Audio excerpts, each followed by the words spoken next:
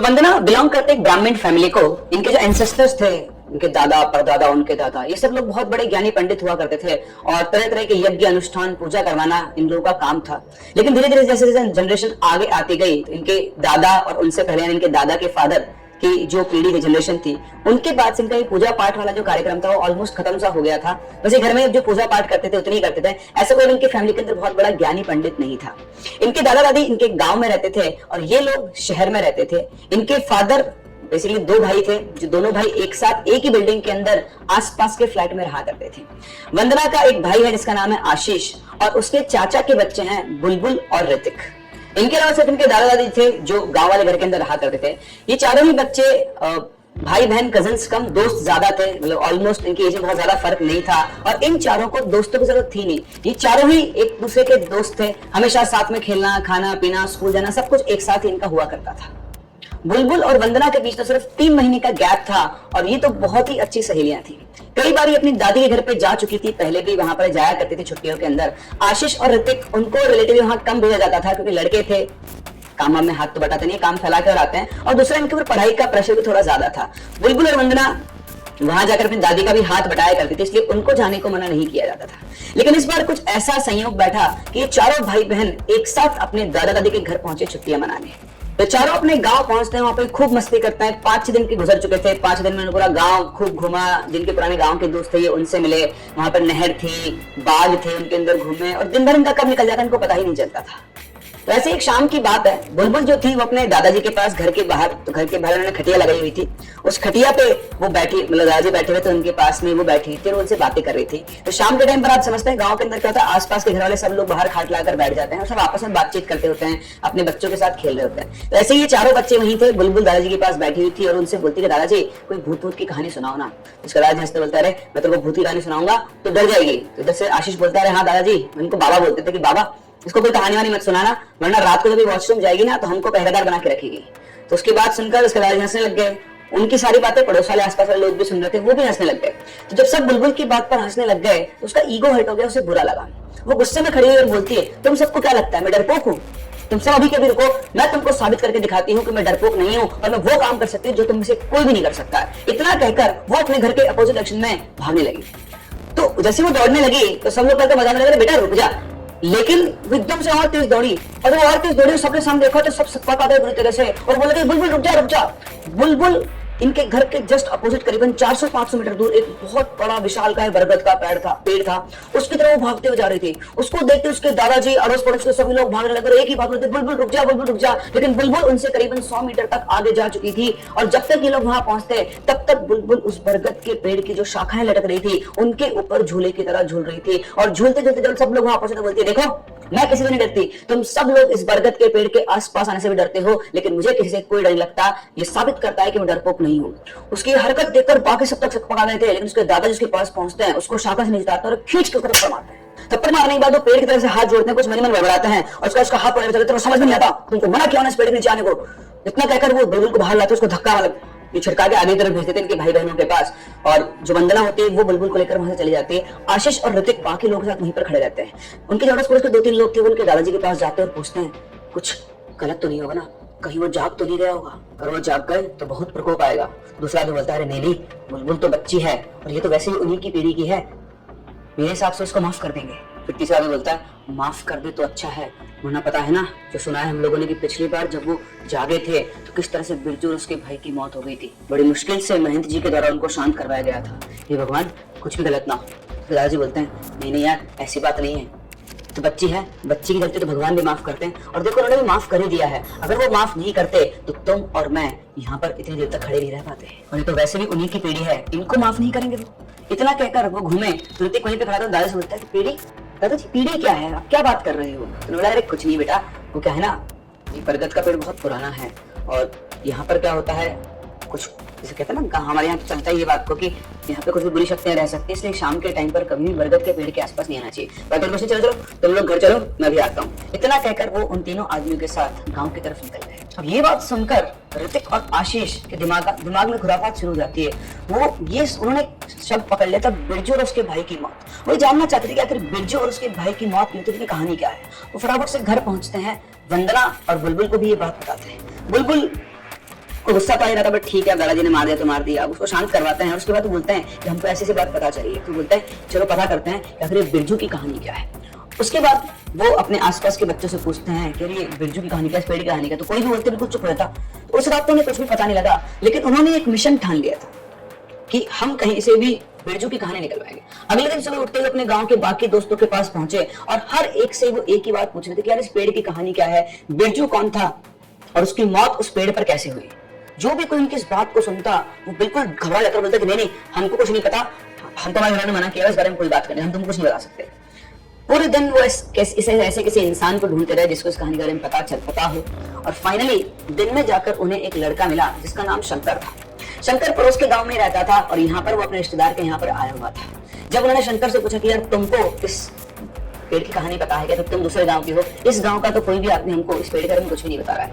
उसने बोला हाँ, मुझे पता नहीं सच्चाई है नहीं है, लेकिन हमारे गांव में इस पेड़ की कहानी बहुत प्रचलित है और मैं तुमको बता सकता हूँ। उसने बोला यार बता, प्लीज बता कि आखिर यहाँ पर क्या हुआ था और ये बिरजू कौन है, उसकी मौत कैसे हुई थी। तो उसने बताया कि ये जो पेड़ है यहाँ पर, ये बरगद का पेड़ है, कोई 100 सालों से भी ज्यादा पुराना है और इस पेड़ के अंदर एक ब्रह्म राक्षस का वास है। तो उसकी बात सुनकर बोलता ब्रह्म राक्षस, कि ब्रह्म राक्षस क्या होता है। तो उसने बताया कि ब्रह्म राक्षस होता है ना, वो बहुत ही ज्ञानी पंडित होते हैं और जब वो अपनी जो विद्या होती है, जो सिद्धियां होती है, इनका गलत काम करने लगते हैं तो वो ब्रह्म राक्षस की योनि में चले जाते हैं। ब्रह्म राक्षस बहुत ही खतरनाक और बहुत ही ज्यादा उनके पास ताकत होती है और वो आसानी से किसी के भी वश में नहीं आते हैं। उन्हें सच्चे रूप में अगर कोई वश में कर सकता है तो वो हनुमान जी ही हैं और कोई दुनिया में ऐसा नहीं है जो उनको अपने वश में कर पाए।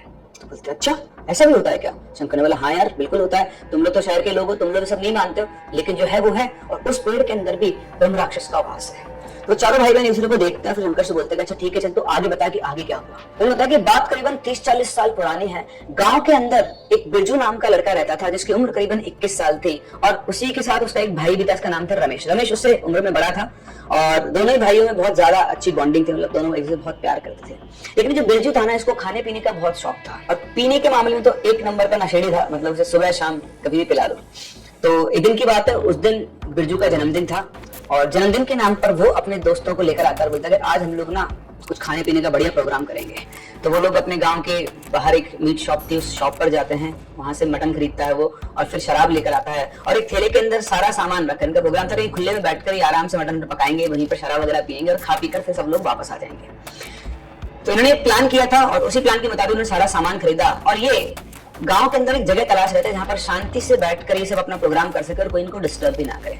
उस टाइम पर गांव में इतने ज्यादा मकान भी नहीं थे, तो ये थोड़ा सा बाहर निकले, बाहर निकलकर ये जगह ढूंढ रहे थे। तो तभी इन्हें बरगद का पेड़ दिखा और इस बरगद के पेड़ के पास ये लोग पहुंचे। तो बिरजू ने बोला कि यार ये बिल्कुल सही जगह है, देखो कितना बड़ा बरगद का पेड़ है और उसकी देखो छाया भी बहुत अच्छी है, बहुत ज्यादा अच्छी छाया हो रखी है। थोड़ा गर्मियों का समय था उस टाइम पर, तो हम लोग इसी की छांव के नीचे बैठेंगे और यहीं पर बैठकर अपनी पार्टी करेंगे। तो जैसे बिरजू ने बोला, उनका एक दोस्त बोलता है नहीं यार, बरगद के पेड़ के नीचे ना खाना पीना नहीं चाहिए, वहां पर डर रहता है। तो पागल हो गया, कोई डर नहीं होता, चलते हैं वहां पे आराम से बैठकर हम लोग खाएंगे पिएंगे। उस दोस्त के पास हुए सभी दोस्त आगे बढ़ते हैं, वो भी उनके साथ साथ चलने लगता है और बरगद के पेड़ के पास पहुंचने वाले थे तभी एक बहुत तेज हवा का झोंका इनकी तरफ आता है। हवा का झोंका इतनी तेज था कि इन सबको 3-4 कदम पीछे कर देता है। वो लोग झोंके संभलते चारों तरफ देखते हैं तो कहीं कोई एक पत्ता भी नहीं हिल रहा था और उनको देखा एकदम से हवा का झोंका कैसा है। ऐसा लग रहा था कि कोई एक अदृश्य शक्ति है जो उनको आगाह कर रही है कि यहाँ से आगे मत बढ़ो वरना तुम्हारा नुकसान हो सकता है। वो झोंका जैसे सबको आया, फील भी सबको हुआ। तो लड़का जो मना कर रहा था वो बोला कि भाई मैं बोल रहा हूँ जगह सही नहीं है। ये जो झटका महसूस कर सारे दोस्तों ने कहा, तो उन्होंने बोला कि हाँ यार बिरजू सही कह रहा है, कहीं और चल लेते हैं। तुम सबके सब डरपोक हो, ऐसे हवा चल के तुम लोग डर गए, लाओ मैं तुमको बताता हूँ कि कुछ नहीं है, कोई डर वाली बात नहीं है, मुझे सामान दो, मैं वहां पे जा रहा हूँ। वो अपने दोस्त से थैला लेकर उसमें मटन शराब और बाकी सारा सामान होता है और वो कुछ सोच पाता उससे पहले वो थैला लेकर भागता हुआ जाता है उस पेड़ के नीचे और पेड़ के नीचे पहुंचता है, थैला उठाकर बोलता है देखो मैं यहाँ पर आ गया हूँ, तुम सब डरपोक हो, कोई डर वाली बात नहीं है। और इतना बोलकर वो थैला लेकर उस पेड़ के चारों तरफ घूमना शुरू करता है। तो पेड़ की तरफ वो घूम रहा था ऐसे आग सामने से तने के पास में से और घूमते हुए अपने दोस्तों ने देखा कुछ नहीं है, तुम लोग डर रहे हो, आ जाओ। इतना बोल के वो पेड़ के पीछे जाता है और बोलता है देखा तुम लोग यही डर रहे थे, ये सिर्फ हवा का एक झोंका। इतना बोलते ही एकदम से उसकी आवाज वहां से गायब हो जाती है और वहां पर सन्नाटा मच जाता है। सारे दोस्त पूरी तरह घबराए, उसकी आवाज आना बंद हुई और पेड़ के तने से घूमकर उसको वापस निकलना था। लेकिन जब वो बहुत देर तक वापस नहीं, बिरजू भाई कहाँ है तू, यार मजाक मत कर। लेकिन वहां से बिरजू की कोई आवाज नहीं आ रही थी। बहुत देर तक बिरजू को आवाज लगाने के बाद उसका इंतजार में जब वापस आया तो सब लोगों की हालत खराब हो गई। सब लोगों ने एक दूसरे का हाथ पकड़ा और धीरे धीरे धीरे वो उस बरगद के पेड़ की तरफ चलने लगे। उसके हाथ पैर शरीर पूरा कांप रहा था कि बिरजू को छोड़ तो नहीं गया है। और वो धीरे धीरे धीरे बरगद के पेड़ के नीचे पहुंचे और उन्होंने जैसे ही ऊपर देखा उन सबके पैरों तले जमीन खिसक गई। ऊपर शाखाओं के बीच में बिरजू लटका हुआ था। उसके गले के चारों तरफ उस बरगद के पेड़ की जटाएं थी, जैसे किसी ने उन जटाओं से ही उसको गला घोटकर वहां पर लटका दिया। सबके सब वहां पर स्तब्ध खड़े थे और वो कुछ सोच पाते से एकदम से और तेज हवा का झोंका चला वैसा का वैसे ही, और वो झोंका सबके सब वहां डरकर भाग गए और चिल्लाते हुए सीधा अपने गांव की तरफ भागे। गांव में पहुंचकर उन्होंने बिरजू के भाई को ये सारी बात बताई। थोड़ी देर के अंदर पूरे गांव के अंदर खबर फैल गई कि बिरजू की उस बरगद के पेड़ के अंदर लटकी, मतलब वहां पर उसकी लाश वहां लटकी हुई है। और गांव इकट्ठा हो गए पूरा, सबके सब लोग एक साथ उस बरगद के पेड़ के पास पहुंचे। और जिसने ये मंजर देखा वो भौचक्का रह गया। किसी को समझ नहीं आता कि क्या हुआ। वो लड़के बता रहे थे कि ऐसी बात हुई, बट किसी को विश्वास ही नहीं हो रहा था। फिर गांव के सरपंच लगे चलो चलो लड़के की लाश के नीचे उतारो। वो उसके भाई की हालत खराब हो गई थी, वो फूट फूट कर रो रहा था। लेकिन जो भी कोई उसकी लाश को उतारने के लिए बरगद के पेड़ पर चढ़ता, थोड़ी दूर चढ़ती वापस से नीचे गिरता और हर एक इंसान को ये चीज फील होती है कि कोई एक झोंका आता जो उनको धक्का देकर वापस से नीचे गिराया था, जैसे कि वहां कोई शक्ति है जो नहीं चाह रही है कि उस लाश को उस पेड़ से नीचे उतारा जाए। किसी को कुछ भी समझ नहीं आता कि क्या चल रहा है कि वो लाश को उतार कर नहीं पा रहे हैं। जो भी कोई आदमी चढ़ रहा है वो गिर रहा है। वहीं पर उस गांव के पुजारी भी खड़े हुए थे, वो सब चीजें देख रहे थे। ये सब चीजें देखने के बाद उन लड़कों के पास जाकर बोलते कि पूरी बात बताओ कि क्या हुआ था। उन्होंने बताया कि इस तरह से बिरजू वो सारा सामान लेकर उस पेड़ के नीचे भागा था और एकदम से वो वहां से गायब हो गया। उसकी आवाज नहीं, बहुत देर बाद देखा तो वो ऊपर लटका मिला। मेरा सामान लेकर गया था, लेकिन यहाँ तो कोई सामान है नहीं। सबने अच्छी तरह पेड़ पे देख लिया चारों तरफ, किसी तरह कोई सामान नहीं था। फिर पुजारी जी ने बोला 4-5 लड़कों को जाओ पेड़ की उस तरफ आगे तक चारों तरफ देख कर आओ। तो चारों तरफ देख के जब वो आए तो उस बरगद के पेड़ की छाया जहां तक जा रही थी उससे भी करीबन 30-40 कदम दूर उनको वो थैला पड़ा हुआ दिखाई दिया, जिसके अंदर वो सारा सामान था, मटन, शराब और उसको पकाने का सामान। ऐसे देखते हुए पंडित जी समझ गए। उन्होंने गांव से कहा सभी लोग इस पेड़ से दूर हो जाएं। ये कोई मामूली पेड़ नहीं है, इस पेड़ में ब्राह्मण देवता का वास है। उनकी बात सुनकर सारे गांव वाले पंडित जी पूछते हैं ब्राह्मण देवता? बोलते हैं हाँ, जिस प्रकार से मदिरा और मांस दूर फेंके गए हैं और जिस प्रकार से इस लड़के की मृत्यु हुई है, अगर यहाँ पर कोई बुरी शक्ति होती तो वो इस मदिरा और मांस का भोग कर चुकी होती। लेकिन इतनी दूर आप देख सकते हो पेड़ की जहाँ छाया पड़ रही है उससे भी 40-50 कदम दूर जाकर वो थैला गिरा है। ये इंगित कर रहा है, इंगित करने मतलब इशारा करना, ये इशारा कर रहा है कि इस पेड़ के अंदर ब्राह्मण देवता का वास हो सकता है। ब्राह्मण देवता यानी एक ब्रह्म राक्षस। उन्होंने फटाफट से अपने लड़के को बुलाया, जो भी खड़ा था, और बोला, उसके कान में बोला कि ज्यादा ये सामान लेकर आया। वो लड़का भाग के अपने घर गया। थोड़ी देर में उन्होंने जो सामान मंगाया था वो सामान वो लेकर आया और उसके बाद उन्होंने सबको दूर करके उस पेड़ के सामने बैठकर कुछ पूजा अर्चना शुरू की। पूजा करने के बाद वो दोनों हाथ जोड़कर बोलते हैं कि हे ब्राह्मण देवता, हमें पता है कि आप इस बालक पर क्रोधित हैं। इस बालक से जो गलती हुई है उसकी सजा तो आपने इसको दे ही दी है, लेकिन अब आप हमें इसकी पार्थिव देह को नीचे उतारने दें ताकि हम इसका अंतिम संस्कार कर सकें। यदि इसका अंतिम संस्कार नहीं किया गया तो इसकी आत्मा को मुक्ति नहीं मिलेगी। मैं और हम सब गांव वाले आपसे क्षमा मांगते हैं, दोबारा कभी यहाँ पर कोई ऐसी गलती नहीं करेगा। आप कृपा करके हमें इस बालक के देह को नीचे उतारने दें। ये कहने के बाद उन्होंने ऐसे आंख बंद की। उनकी आंख बंद करते ही बिरजू की लाश सीधी पेड़ से नीचे आकर गिरी, जैसे किसी ने उसको पकड़ रखा था और छोड़ दिया। सबके आंखों सामने जब लाश लगी सब एकदम से स्तब्ध रहे थे कि ये कैसे हो सकता है। किसी को भी अपनी आंखों पर विश्वास नहीं हो रहा था, लेकिन जो भी कुछ था सब कुछ उनके सामने था। पंडित जी ने इशारा किया, 4 लोग गए, उसकी लाश को उठाकर लेकर आए और सबके सब लोग वहां से फटाफट निकल गए। वहां तुरंत गांव के अंदर वहां पहुंचे तो उस लड़के का अंतिम संस्कार वगैरह किया गया। बिरजू की मौत से उसके भाई को बहुत धक्का लगा, वो उसे बहुत प्यार करता था और उसे ये अच्छे से पता था कि उसके भाई की मौत का कारण वो बरगद का पेड़ ही है। वो किसी और से तो बदला नहीं ले सकता था, वो उस बरगद के पेड़ से ही बदला लेना चाहता था। भूत प्रेतों में से कोई विश्वास नहीं था। वो जो बातें चल रही थी वो उसके लिए सिर्फ एक दकियानुसी थी। उसे इन सब चीजों को बिल्कुल भी विरोध नहीं था। सब कुछ आंखों के सामने हुआ था, लेकिन फिर भी उसके मन में तो द्वेष पल रहा था। उसे तो अपने भाई की मौत का बदला लेना था। किसी को बिना कुछ बताए रात को करीबन 1 बजे के आसपास वो कुल्हाड़ी लेकर निकलता है और वो ये ठान कर घर से निकलता है कि वो उस पूरे पेड़ को काट देगा। शायद यही उसके मन में था। अब तुम लोग सोच रहे हो ये सब किसको कैसे पता जब वो अकेला गया था। 3-4 दिन के बाद अचानक से गांव के अंदर हो हल्ला हुआ कि उस बरगद के पेड़ पर रमेश की लाश भी लटकी हुई है। एक ही पेड़ पर दूसरे भाई की लाश। तो वहां जब सब लोग पहुंचे, सबने देखा कि नीचे एक कुल्हाड़ी पड़ी हुई है और उस कुल्हाड़ी का निशान उस बरगद के पेड़ की एक जो तना होता है उसकी वजह से खींच के उसके ऊपर कुल्हाड़ी मारी, लेकिन एक ही बार किया होगा शायद। उसका कुल्हाड़ी अपनी जगह पर नीचे पड़ी हुई थी और उसके जस्ट ऊपर रमेश लटका हुआ था। 3-4 दिन से वो लाश वहीं पर लटकी थी, लेकिन सारे गांव वाले इकट्ठे हुए, उनकी आंखों के सामने वो लाश उस पेड़ से वापस नीचे आकर गई। सभी लोग समझ गए थे कि पहले छोटे भाई ने और फिर बड़े भाई ने ब्रह्म राक्षस को क्रोधित कर दिया है और अब इसका जो प्रकोप है वो पूरे के पूरे गांव पर आएगा। उस दिन के बाद से गांव के किसी भी आदमी हिम्मत नहीं थी उस बरगद के पेड़ के आसपास भी भटकने की। लेकिन पुजारी जी को बहुत अच्छे से पता था कि अगर एक बार ब्रह्म राक्षस क्रोधित हो गया है तो वो अपनी जगह पर शांत नहीं बैठेगा और इस चीज का जो प्रकोप है, इस चीज का पश्चाताप पूरे गांव को करना पड़ेगा। उसने पूरे गांव इकट्ठा किया और बोला कि तुम लोग ये मत सोचो कि वो सिर्फ उस बरगद के पेड़ तक ही रहेंगे। अगर वो क्रोधित हो गए हैं तो हम सबको इसका पाप भोगना होगा। हमें कैसे भी करके ब्रह्म राक्षस को शांत करना होगा और इसका दुष्परिणाम हम सबको भोगने पड़ेंगे। उनकी बात सुनकर सभी लोगों ने उनकी हाँ में हाँ मिलाई और फिर इनके गांव से करीबन 3-4 गांव दूर इन्होंने इनके जानकार महंत जी थे जो जिनको कई सिद्धियां प्राप्त थी, इन्होंने उनको अपने गांव में बुलाया। उन्होंने उस समय एक बहुत बड़ी यज्ञ और पूजा की। ज्यादा तो लोगों को नहीं पता कि उस यज्ञ के अंदर सिर्फ वो महंत, उनके शिष्य और यहाँ मंदिर के पुजारी जी थे। लेकिन पुजारी जी ने जैसा बाद में लोगों को बताया कि उस दिन पूरी रात उस बरगद के पेड़ के नीचे हनुमान जी का अनुष्ठान करवाया गया और पूरा यज्ञ पूजा संपन्न होने के बाद महंत जी ने कहा अब ब्राह्मण देवता शांत हो चुके हैं, लेकिन कोई भी इस पेड़ के नीचे कभी मदिरा मांस न लेकर आए और इस पेड़ से दूर ही रहे तो अच्छा है। तब से लेकर आज तक गांव के लोग किसी को भी उस बरगद के पेड़ के आसपास जाने नहीं देते हैं। मुझे इस पेड़ के बारे में इतना ही पता है जो हमारे गांव में सब लोग बताते हैं, यही मैंने तुमको बताया है।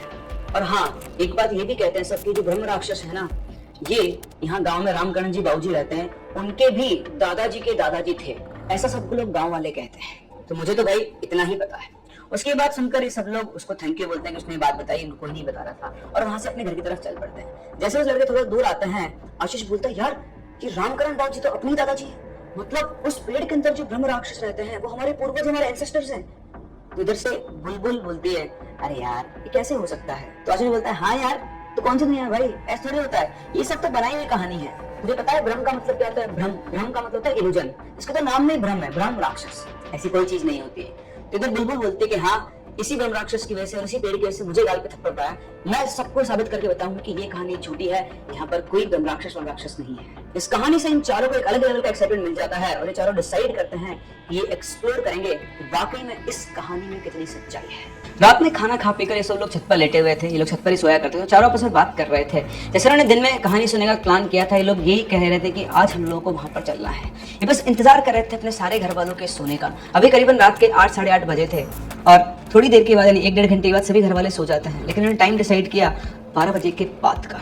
रात को करीबन 12:30-1 बजे के आसपास ये चारों उस पेड़ के पास जाएंगे, तब जब गांव में कोई नहीं होगा। दाद इनकी हिम्मत को, मुझे इतनी हिम्मत नहीं कि रात को 1 बजे उठकर मैं उस पेड़ के पास चला जाऊं, उसके बारे में मुझे पता है। खैर ये चारों निकले, दबे पांव घर से बाहर उतरे। वंदना इन लोगों को मना कर रही थी रात के टाइम पर, जब डिस्कशन चल रहा था कि यार छोड़ो ना, क्या करेंगे वहां पर जाकर, अगर वहां पे वाकई में कुछ हुआ तो ऋतिक वहां पर बोलता है कि यार ऐसा कुछ नहीं होता है, और ऐसी कोई चीज जिसने पूरे गांव को डरा के रख रखा है उसका खुलासा करना हमारे लिए जरूरी है, वरना इस गांव में हमेशा लोग इसी अंधविश्वास के अंदर जीते रहेंगे कि उस पेड़ के अंदर एक ब्रह्म राक्षस है। तू भी अच्छे से पढ़ी लिखी है और समझती है कि ऐसी कोई चीज नहीं होती है, और आज हम उस चीज को साबित करके रहेंगे। बिल्कुल भी यही बात कह रहे थे कि हाँ ये बिल्कुल सही बात है, ऐसा कुछ नहीं होता है, और मैं तुम्हारे सामने तो गई थी शाम को, बताओ क्या हुआ। सब लोग कैसे घबरा गए थे, मुझे तो कुछ भी नहीं हुआ, बिल्कुल ठीक हो। और तुमसे कह रही हो आज भी हम जाएंगे और हमें किसी को कुछ नहीं होगा। ना चाहते हुए वंदना को उन लोगों के साथ जाना पड़ा। वो सब रात के करीब 1 बजे के आसपास पेड़ के पास पहुंचे। बिल्कुल विशाल का पेड़ जिसके अंदर बिल्कुल घना अंधेरा था। उसको देखकर चला था कि उस पेड़ के आसपास भी चला जाए तो अंधेरा ही उसे अंदर खींच लेगा। वो लोग आगे पहुंचे और वंदना वहां जाकर रुक गई और वो कहने लगी यार छोड़ो ना, देखो कितना अंधेरा है, काम करते हैं वापस चलते हैं। कोई कुछ बोल पाता उससे पहले बुलबुल सीधा आगे बढ़ती है और उस पेड़ के पास जाकर उस पेड़ को उल्टा सीधा बोलना शुरू करती है। वो कहती है ओ ब्रह्म राक्षस कहाँ है तू, बाहर निकल, इस पेड़ के अंदर छुप कर बैठा है, तेरी वजह से आज शाम को मुझे सबके सामने मार पड़ी और तूने पूरे गांव करा रखा है। आओ मेरे सामने, अगर यहाँ पर कोई है तो उसकी हिम्मत है तो मेरे सामने आकर दिखाए। उसकी बातें सुनकर इधर आशीष और ऋतिक हंसने लग गए, लेकिन सबसे ज्यादा अगर किसी को डर लग रहा था तो वो थी वंदना। उसको एक अजीब सी फीलिंग आ रही थी कि जो भी कुछ हो रहा है वो सही नहीं है। वंदना सबसे कहती है चलो हो गया बहुत हो गया, चलो वापस घर चलते, मुझे कुछ ठीक नहीं लग रहा है। लेकिन ऋतिक आशीष बोलते नहीं हम इतनी आसानी से जाएंगे, आज की रात तो हम यहीं गुजार के जाएंगे, हम भी देखते हैं कि यहाँ पर कौन आता है। वो इतना बोलते हैं कि तभी अचानक से उस पेड़ के ऊपर जो पक्षी सोए हुए थे वो एकदम से एक साथ उड़ते हैं। एक साथ 400-500 पक्षी उस पेड़ के अंदर जब उड़ते तो उनके फड़फड़ाने की आवाज चारों तरफ गूंज पड़ती है और उस आवाज से चारों के चारों सिहर जाते हैं। तो वो वापस अपने सेंसेस में आते हैं। तो आशीष बोलता है शायद हम लोगों ने कुछ ज्यादा ही तेज बोल दिया, इसलिए सारे पक्षी ऐसे उड़ गए। लेकिन अगर किसी को यहाँ पर कुछ फीलिंग आ रही थी होती वंदना, वो बोलती है कि नहीं, हमारी आवाज से ये सब नहीं हुआ है, वंदना को ये सब नॉर्मल नहीं लग रहा था। वो बोल रही थी कि एक साथ इतने सारे पक्षी हमारी आवाज से नहीं उड़ सकते। उसको गुस्सा तो बोलती, तुम लोगों में कब से बोले, तुमको समझ में नहीं आ रहा है कि हम लोग को घर पे वापस चलना है। इस बार उनमें से कोई भी वंदना की बात को रेस्ट नहीं कर पाया, और जैसे ही उसने ये बोला और निकलकर घूमकर वो जैसे अपने घर के लिए निकलने लगे, सबको अपने कानों के अंदर अपने अपने नाम की आवाज आई। वंदना, ऋतिक, आशीष, बुलबुल, सबको सिर्फ अपना नाम सुनाया, किसी को भी किसी और का नाम सुनाई नहीं। और जैसे भी कान में आवाज आई, सब एक दूसरे को देखने लगे और पता नहीं क्या हुआ, सब भागने लगे। अब सबसे आगे वंदना भाग रही, उसके पीछे ऋतिक, फिर आशीष है। लेकिन बुलबुल जो थी वो पेड़ के पास थी, और जैसे वो भागने लगी तो जो पेड़ की जड़ें निकली हुई थी, जो पुराने पेड़ होते हैं उनकी जड़ें निकली होती है, उस जड़ में फंसकर वो नीचे गिर गई। उसके गिरने की आवाज किसी ने नहीं सुनी और सब बस भागे जा रहे थे। घर पहुंचकर वो तीनों देखते हैं तो बुलबुल वहां पर नहीं थी, बुलबुल पीछे ही छूट गई थी। और वो तीनों का चेहरा देख रहे थे कि बुलबुल कहां पर रह गई है। इधर वंदना रोना चाहती है, तुम लोग बुलबुल को छोड़कर आ गए हो, पता नहीं उसके साथ क्या होगा। बोलते तो शांत रहे, कुछ भी नहीं होगा, हम वापस जाते हैं, बुलबुल को लेकर आते हैं। और जैसे वापस जाएंगे घूमते हैं तो सामने से बुलबुल बिल्कुल गुस्से के अंदर आती है, बोलती है कि तुम लोग मुझे वहीं पे छोड़कर आ गए, तुम लोग को पता नहीं चला कि मैं गिर गई थी। तो बोलते कि यार हमें तो बिल्कुल नहीं पता चला, हमें कोई आवाज भी नहीं कि तू गई है। बोले तुम लोग मुझे ऐसे कैसे छोड़कर आ गए हो। तो बोलते अच्छा सॉरी, हमसे गलती हो गई, हमें तेरे गिरने की आवाज नहीं आई थी, तो ठीक तो है ना। तो बोलती हाँ हाँ, ऐसे तो मैं बिल्कुल ठीक हो और कुछ भी नहीं हुआ, लेकिन तुम सब लोग इतने डर के वहां से भागे क्यों। तो बोलते अच्छा छोड़ यार, पता नहीं वहाँ कुछ है या नहीं है, हम लोग चल के सोते हैं। तो बोलते ठीक है, जो भी बात है सुबह करेंगे। तो तीनों चारों के चारों वहां से जाने लगते हैं। लेकिन तभी वंदना नोटिस करती है कि बुलबुल सोने जाने से पहले वहां पर पानी की टंकी रखती है, उसके पास बैठती है। उसे पुराने लोग ऐसे पूरे हाथ धोते हैं ना, यहाँ से लेकर लोटे में हाथ लेकर पूरा ये हाथ धोया, फिर ये हाथ, फिर दोनों पैर धोए, और फिर से हाथ जोड़कर वो खड़ी हुई। वंदना को उसका बिहेवियर अजीब सा लगा। उसे लगा कि ये ऐसा क्यों कर रही है। उसे फिर लगा कि शायद गिरी थी, उसकी वजह से इसको मिट्टी लग गई, और मिट्टी लगने की वजह से शायद अपने हाथ पैर धो रही थी। खैर वो लोग ऊपर गए और चुपचाप जाके सो गए। अगले 4-5 दिन बिल्कुल नॉर्मल गुजरे, कुछ भी नहीं हुआ, या फिर कुछ हो तो रहा था लेकिन किसी को कुछ भी नहीं पता था कि जो भी कुछ हो रहा था वो सबके सोने के बाद होता था। 4-5 दिन के बाद एक रात की बात है, ये चारों के चारों वापस छत पर सो रहे थे। घर वाला में किसी को कोई भनक नहीं थी कि क्या हुआ है क्या नहीं हुआ है। तभी वंदना की आंख खुलती है पानी गिरने की आवाज से। ऐसा लग रहा था जैसे कोई नहा रहा हो।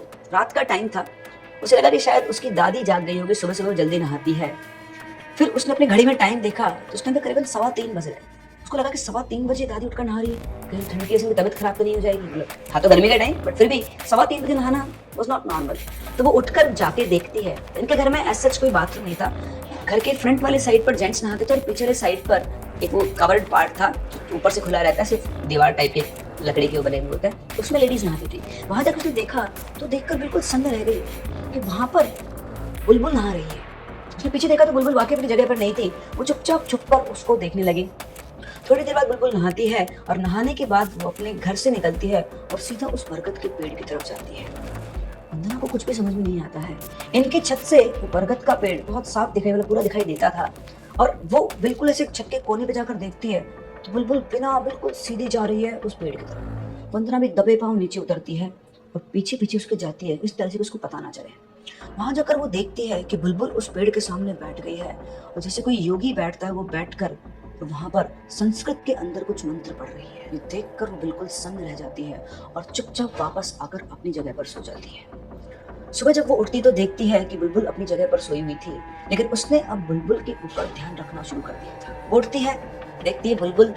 उठने के बाद सीधा जो उनका मंदिर वाला कक्ष था वहां पर जाती है, फिर से एक बार स्नान करती है और मंदिर में जाकर वो पूजा पाठ शुरू करती है। उस टाइम तक उसके दादा दादी खेत पर जा चुके थे और घर में सिर्फ वंदना और बुलबुल ही थे। आशीष और ऋतिक बाहर गए हुए थे। तो उसने देखा कि वहां पर बुलबुल बैठी हुई है और किसी ज्ञानी पंडित की तरह बैठकर बिल्कुल उसने पूजा का सामान जमाया हुआ है और संस्कृत के श्लोकों से वो पूजा कर रही है।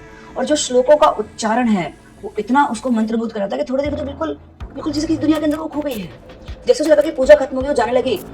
एक्चुअली उसको बुलबुल ने पहले ही देख लिया था। वो छुप गई थी, तो छुपते ही जैसे वो छुपी तो बुलबुल उसको एक मर्दानी आवाज में बोलती है, छुपो मत, इधर आओ, ये लो प्रसाद लो। वंदना घबरा जाती है और वो चुपचाप वो प्रसाद ले लेती है। इतनी देर में ही उनके जो घर के दादा दादी थे वो सुबह खेत पर गए थे, वो वापस भी आ जाते हैं।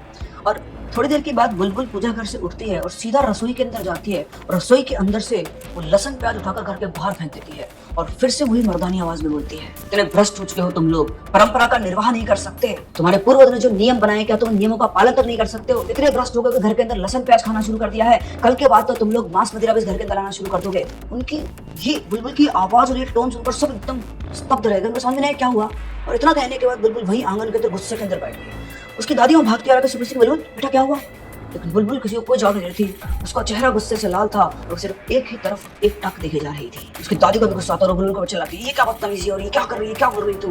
लेकिन बुलबुल एक टक सिर्फ अपनी दादी को गुस्से से देखती रहती है, उनकी बात का कोई जवाब नहीं देती। उसकी दादी की तेज आवाज़ सुनकर सभी लोग घर में इकट्ठा हो जाते हैं और उसके दादाजी वहाँ पर आते हैं। वो देखते हैं ना सिर्फ घर वाले, अड़ोस पड़ोस लोगों के घर में आते हैं इतनी चिल्लाहट क्यों हो रही है, और जाकर सब देखते हैं कि बीच में बुलबुल बैठी हुई है, पूरा परिवार सामने खड़ा हुआ है। उसके दादाजी भी उसको 2-3 बार आवाज़ देते हैं, लेकिन जैसे उसको आवाज़ देते उनकी तरफ देखते हैं उतने ही गुस्से से बिल्कुल ऐसे आंखें बाहर निकाल कर जैसे वो उनको डांटना चाह रही हो, घूरती रहती है लेकिन मुँह से एक शब्द भी नहीं निकालती। 2-3 बार उसको बुलाने के बाद उसके दादाजी कुछ समझ जाते हैं और वो अपने अड़ोस पड़ोस के लोगों को बोलते हैं कि आप लोग सब घर जाइए, हम लोग देख लेंगे, हो सकता है उसकी तबीयत ठीक ना हो। वो जबरदस्ती सब लोग को वहाँ से भेजते हैं और अब वहाँ पर सिर्फ और सिर्फ ये घर वाले प्रेजेंट होते हैं। इसके बाद वो बुलबुल के पास जाते हैं, उसके आगे से हाथ जोड़कर बैठते हैं, बोलते हैं ब्राह्मण देव कृपा करें, ब्राह्मण देव कृपा करें, इस बच्ची से या उस गाँव से या मुझसे कोई भी गलती हो गई हो उसके लिए मैं क्षमा करें, लेकिन आप इस बच्ची को इस तरह से परेशान ना करें। ये सुन के उसके जो बुलबुल थी उसकी आंखें और लाल हो गई और अपने शरीर को अजीब से मरोड़ने लगी, और जैसे उस शरीर को मरोड़ रही थी बुलबुल को और तकलीफ हो रही थी। उसको तकलीफ में देखकर उसके दादाजी फिर से बोलते हैं कि सना करें ब्राह्मण देव, ये छोटी सी बच्ची है,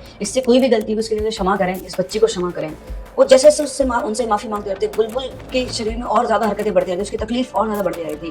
करीबन आधे घंटे तक उसके दादाजी हाथ जोड़कर सिर्फ माफी मांगते रहे, लेकिन कोई फर्क नहीं पड़ा। जितना ज्यादा वो माफी मांग रहे थे उतनी ज्यादा बुलबुल की तबीयत खराब हो रही थी और अंत में एकदम से बुलबुल बहुत तेज चिल्लाती है और वही के वहीं बेहोश हो जाती है। उसके बाद वो सबको इशारा करते हैं बुलबुल को अंदर ले जाने का और खुद गाँव के अंदर जाते हैं, और गाँव में जो मंदिर था उस मंदिर में जो भी पुजारी महंत थे उनसे वो बातचीत करके आते हैं। वापस घर आते हैं तो देखते हैं कि बुलबुल होश में जैसे ही आई, मतलब वेट करते हैं, जैसे बुलबुल होश में आती है उसको लेकर गांव के मंदिर पर पहुंचते हैं। मंदिर पर पहले से सारी तैयारियां हो गई थी, मंदिर में एक अनुष्ठान की तैयारी की गई थी, वहां जितने भी पंडित थे वो बैठकर वहां पर वो अनुष्ठान कर रहे थे, जिससे कि जो ब्रह्म राक्षस है वो बुलबुल के शरीर को छोड़ दे। जैसे ही बुलबुल मंदिर पर पहुंची उसे इतनी खुशी हुई, वो चहकती हुई सबका हाथ छुड़ाकर सीधा मंदिर के अंदर जाती है। आज तक के एंटिटीज में आपने देखा है कि एक एंटिटी मंदिर के अंदर जाने से घबराती है, लेकिन यहाँ पर हंसते खेलते मंदिर के अंदर पहुंची, और सिर्फ मंदिर के अंदर नहीं पहुंची, वो जो हवन कुंड था उसके सामने जाकर बैठ गई, और जो हवन सामग्री थी उसका कटोरा जो होता है ना, पूरा परात बोलते हैं हमारे राजस्थान में, वो लेकर वहां पर बैठ गई और उस अनुष्ठान के अंदर आहुति देना शुरू किया संस्कृत के श्लोकों के साथ। बाकी सभी पंडितों के साथ वो भी संस्कृत के श्लोक पढ़ रही थी, और जिस स्पष्टता से, जिस क्लैरिटी से वो संस्कृत के श्लोक पढ़ रही थी, आसपास के पंडित भी बैठे बैठे शर्मा रहे थे। जैसे कोई पंडित श्लोक पढ़ने में गलती करता वो उसकी तरफ से आंख निकालती, और आंख निकालते हुए पंडित थोड़ा सा पीछे सरक जाता। इस तरह से एक एक करके वहां जितने भी पंडित बैठे हुए थे सब वहां से उठ गए, क्योंकि जिन श्लोकों का बुलबुल उच्चारण कर रही थी वो श्लोक तो इन पंडितों ने कभी सुने तक नहीं थे। ये सब देखकर इनके दादाजी से, इनके जो सबसे बड़े पंडित उनके बोलते कि महाराज हमें इस मुसीबत से बचाओ, ये सब क्या है? तो उन्होंने बोला मुसीबत से बचाओ, आप देख नहीं रहे हैं हम में से यहाँ ऐसा एक भी पंडित नहीं है जिनको इनके एक अंश मात्र के बराबर ज्ञान हो। जिन श्लोकों का ज्ञान और जो सिद्धियां इनको प्राप्त है, हम में से किसी एक को इसका एक अंश भी प्राप्त हो जाए तो हमारा जीवन सफल हो जाएगा। आपको क्या लगता है हम में से कोई इनका सामना कर पाएगा? ये हमारे बस की बात नहीं है। बिल्कुल होपलेस होकर उसके दादाजी वहीं खड़े हुए थे। थोड़ी देर में बुलबुल वो यज्ञ खत्म करती है और आकर अपने दादाजी के पास खड़ी हो जाती है। के बाद सब लोग वहां से चले जाते हैं, उसके दादाजी भी अपने घर आ जाते हैं। फिर दादाजी को ये बात अच्छे से बताती है कि ब्रह्म राक्षस तब तक नहीं आता है जब तक कि उसको उकसाया ना जाए, और एक बार अगर वो आ गया तो फिर अपनी मर्जी से ही वो जा सकते हैं, कोई और उनको भेजने वाला नहीं है। जब ये लोग घर पहुंचते तो वहां पर घर के सारे लोग और आसपास के लोग भी मौजूद होते हैं। अपने दादाजी के साथ जब बुलबुल घर पर पहुंचती है तो घर के अंदर कदम रखते अपने तीनों भाई बहन की तरफ देखती है और बोलती है, क्यों तुम लोग मुझसे मिलना चाहते थे ना, लो मैं आ गया हूँ यहाँ पर, अब आओ मिलो मुझसे। अब क्यों तुम मुझसे भाग रहे हो?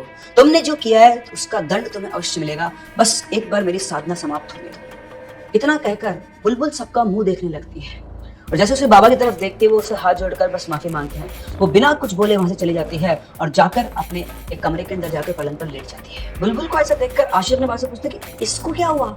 उसके बाबा बताते हैं कि बुलबुल के ऊपर एक ब्रह्म राक्षस का साया आ चुका है। ये ब्रह्म राक्षस हमारे गांव में उस बरगद के पेड़ के अंदर रहता है, और ये कई सालों से यहीं पर रह रहे हैं, और ये कोई और नहीं हमारे ही पूर्वज हैं। लेकिन पता नहीं शायद बुलबुल उस दिन उस पेड़ के नीचे गई थी, इस वजह से वो नाराज होकर आ गए हैं, वरना आज तक उन्होंने सिर्फ उन्हीं को नुकसान पहुंचाया है जिन्होंने वहां जाकर उनको छेड़ा है या उकसाया है। आज तक कभी ऐसा नहीं हुआ कि किसी बच्चे के ऊपर इनका प्रकोप आया हो। ये सब सुनकर ऋतिक बोलता है ये सब हमारी गलती से हुआ है, जिसकी वजह से आज बुलबुल इतनी परेशान है। उसके बाद सुनकर शक्ति ने गांव से बाबा से देखते और पूछते हैं तुम्हारी गलती कैसे हुआ मतलब? तो ऋतिक उनको सारी बात बताता है कि कैसे वो रात के टाइम पर चारों लोग वहां पर पहुंचे थे। उनकी बात सुनते ही उनका जो गुस्सा आता है, वो दोनों को पकड़ते हैं, दोनों को एक थप्पड़ मारते, बोलते तुमको समझ नहीं आता है, जब तुमको मना किया हुआ था कि कहीं पर भी नहीं जाना और बरगद के पेड़ के पास तो जाना नहीं है, तुम लोग साले गधे रात को 1 बजे वहां पर गए हो, तुम्हारा दिमाग खराब है, तुमको पता है तुमने कितनी बड़ी मुसीबत को अपने घर में बुला लिया है और इसकी वजह से सिर्फ तुम्हें नहीं पूरे गांव को कष्ट झेलना पड़ेगा। ये बात सुनते उनकी दादी माथा पकड़ कर रोने लग जाती कि ये क्या हो गया। पड़ोस का एक आदमी को बोलता है तुम लोगों को बिल्कुल भी दिमाग नहीं है क्या, ब्रह्म राक्षस को आज तक किसी ने नहीं जगाया और जिसने जब जगाया है तो उसकी मौत ही हुई है।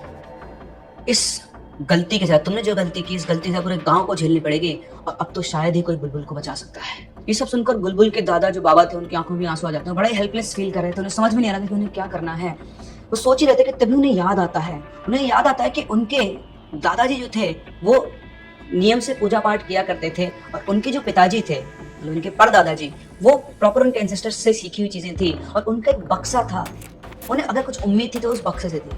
वो ऋतिक को बोलते हैं मेरे साथ चल और जाते हैं एक कमरे में और एक पुराना सा बक्सा उतारते हैं, उसका ताला खोलते हैं और खोलने के बाद जब अंदर देखते हैं तो उसमें बहुत सारी किताबें रखी हुई थी। वो किताबों को इधर उधर करते हैं और तब जाकर उन्हें वहाँ पर एक किताब मिलती है जिसपे ब्रह्म राक्षस के बारे में इंफॉर्मेशन थी, लेकिन उसपे कुछ भी लिखा हुआ नहीं था, उस पर सिर्फ यंत्र बने हुए थे और ये यंत्र उनकी समझ से परे थे क्योंकि उनको इनमें से कुछ भी नहीं आता था। यहाँ पर मैं आपको एक और बात बता दूं कि जो बुलबुल थी उसको संस्कृत नहीं आती थी। आप में से आज जितने भी लोग वीडियो देख रहे हैं आप में से भी शायद, अगर मैं गलत नहीं बोल रहा हूँ, 80 से 90% लोगों को संस्कृत नहीं आती है, बोलना नहीं आता है। लेकिन आप अगर ध्यान दें, जिस बुलबुल को संस्कृत नहीं आती थी वो संस्कृत के श्लोकों का उच्चारण कर रही थी। यहाँ इसके जो बाबा थे उनको भी संस्कृत नहीं आती थी, वहाँ थोड़ा बहुत जो भी था संस्कृत में लिखा हुआ था और बाकी जो भी कुछ था वो यंत्र थे। उसको लेकर उन्होंने सोचा थोड़ी देर, तो उन्हें एक ही चीज नजर आई कि उनको ये पता था कि इसका कोई इलाज अगर कोई बता सकता है तो वो महंत जी के पोते हैं, पोते या उनके भी पड़पोते जो भी उनके एंसेस्टर हैं, ये वही महंत जी जिन्होंने पहली बार इस बरगद के पेड़ में इस ब्रह्म राक्षस को वापस से स्थापित किया था जब बिरजू और उसके भाई की मौत हुई थी। वो ऋतिक से बोलते कि तू मेरे साथ चल, उसको लेकर वो जाते हैं और उनके गांव के 2-3 गांव आगे वो जो महंत जी रहते थे उनके पास जाते हैं। वो घर पहुंचते हैं तो वहां पर एक बहुत ही ज्यादा एज के करीबन 90 या उससे भी ज्यादा साल के एक बूढ़े से महंत जी बैठे हुए होते हैं जो पहले सब काम किया करते थे, भूत पिशाची सभी हटाना और बाकी लोगों की हेल्प करना, लेकिन अब उनके अंदर इतनी एनर्जी नहीं थी और अभी सब काम उन्होंने छोड़ दिया था। इवन उनकी एज के साथ उनके दांत तक गिर चुके थे। तो ये उनके पास पहुंचते हैं, पहुंचकर प्रणाम कर उनको सारी चीज बताते हैं और उनको फिर ये किताब दिखाते हैं। इस किताब को देखकर महंत जी ज्यादा कुछ नहीं बोलते, सिर्फ एक ही बात बोलते हैं, कामाख्या। इनके बाबा इस बात को समझ चुके थे कि महंत जी क्या कहना चाहते हैं। उनसे इजाजत लेकर वो वापस से अपने घर पहुंचते हैं और बिना वक्त गवाए ये सब लोग कामाख्या मंदिर जाने की तैयारी करते हैं। जब ये लोग कामाख्या मंदिर पहुंचते हैं तो बुलबुल के चेहरे पर एक अलग ही खुशी छलक रही होती है, जैसे वो यहाँ पर कब से आना चाहती है। वो सबको पीछे छोड़कर उस मंदिर के प्रांगण के अंदर इधर उधर घूम रही होती है और चीजों को निहार रही होती है। उसके बाबा फटाफट से, वही उसके बाबा वहां पर जो सबसे बड़े महंत होते हैं उनके पास जाकर उनसे विनती करते हैं, उनसे मदद मांगते हैं। पहले तो वो मना कर देते हैं लेकिन फिर कुछ सोचकर वो हाँ करते हैं और फिर वहां पर एक अनुष्ठान की तैयारी होती है। उसके बाद वो बुलबुल को बुलाकर मंदिर प्रांगण में बिठाते हैं और थोड़ी देर के बाद वो मतलब पूजा वूजा करके जो बातचीत करना शुरू करते हैं कि हे ब्राह्मण देव, आपने इस छोटी बच्ची को क्यों पकड़ रखा है, आप इसे क्यों मतलब यातनाएं दे रहे हैं, और जितना मुझे इन्होंने बताया तो आप ही इनके पूर्वज हैं, आप अपने ही बच्चों को क्यों प्रताड़ित कर रहे हैं। तो जैसे बुलबुल बहुत ही भारी बात बोलती है, जब मेरा परिवार इतना अशिष्ट और बेशर्म हो जाएगा तो उन्हें सजा तो देनी ही पड़ेगी। इस लड़की ने मुझे एक बार परेशान किया तो मैंने इसे क्षमा कर दिया, लेकिन ये फिर दोबारा आई और दोबारा आकर ये मुझे ललकार रही थी, अपशब्द बोल रही थी। इन्हें अपने पूर्वजों को अपशब्द बोलना शोभा देता है। शायद इन्हें ज्ञान नहीं है कि हम कौन हैं और अब इन्हें वास्तविकता का ज्ञान तो मैं करवा कर ही रहूंगा। और सजा सिर्फ इसको नहीं, इन सबको मिलेगी, क्योंकि ये चारों के चारों वहां एक साथ उपस्थित थे और जब ये मेरा अपमान कर रही थी तो इनमें से सब के सब इसका साथ दे रहे थे। उनकी बात सुनकर वो महंत जी बोलते कि महाराज, बच्ची है, उससे गलती हो गई है। आजकल के बच्चे ये समझते नहीं, इनको कितना ही मना कर दो लेकिन ये मानते नहीं हैं, आप कृपया करके क्षमा कर दीजिए। उधर इनके बाबा भी हाथ जोड़कर रो रहे थे और बस उनके तरफ देखकर उनसे क्षमा ही मांग रहे थे। फिर महाराज बोलते कि ब्राह्मण देव, इन्हें आप माफ कर दीजिए, पूरा परिवार प्रायश्चित करेगा और आज के बाद ही सात्विक व्यवहार करेंगे और आप जैसा बताएंगे हर तरह के नियम का पालन करेंगे। आप इस बच्ची को क्षमा कर दीजिए। बहुत देर मंत्र जाप और आपस में वार्तालाप के बाद कहीं जाकर वो मानते हैं और कहते हैं कि ठीक है, मुझे 5 दिन का अनुष्ठान चाहिए, यहाँ पे तुम्हें 5 दिन का अनुष्ठान करना होगा और मुझे इस मंदिर में ही कहीं पर स्थापित कर दो और मेरे परिवार से कहो कि अपने पूर्वजों का जो पूर्वजों के जो नियम है उनका अच्छी तरीके से निर्वाह करें और कभी भी उनका अपमान ना करें। उसके बाद अगले 5 दिनों तक लगातार एक अनुष्ठान होता है, जिसमें उस मंदिर के कई पहुंचे हुए महंत बैठकर पूजा करते हैं और उन्हीं के साथ साथ बुलबुल पूजा करती है। और जब वो श्लोक पढ़ना शुरू करती थी तो वातावरण ऐसा मंत्रमुग्ध कर देती थी उसकी वाणी से कि सभी के सभी लोग चुप होकर बस उसी को सुनते रहते थे। 5वें दिन एक क्रिया की गई जिसके बारे में वंदना को ज्यादा पता नहीं, क्योंकि उनको वहां पर रहना अलाउड नहीं था। लेकिन उसके बाद बुलबुल बिल्कुल ठीक हो गई और शायद वो जो ब्रह्म राक्षस थे उनको कामाख्या मंदिर में ही कहीं स्थान दे दिया गया। इसके बाद सब लोग वापस घर पहुंचे। घर पहुंचकर भी सबने हवन करवाया और जो पितृ शांति होती है उसका पाठ करवाया और तब जाकर घर के अंदर शांति रही और बुलबुल पूरी तरह से ठीक हो गई। उसके बाद पूरे परिवार ने पूजा पाठ शुरू कर दिया और जैसा उन्होंने कहा था लहसुन प्याज वगैरह सब खाना उन्हें बंद कर दिया और जो इनके परिवार की परंपरा थी उसका निर्वाह किया। और तब जाकर बुलबुल उस शक्तिशाली ब्रह्म राक्षस से मुक्त हो पाई। अगर वो ब्रह्म राक्षस शांत नहीं होता तो पूरे परिवार और गांव को तहस नहस कर सकता था।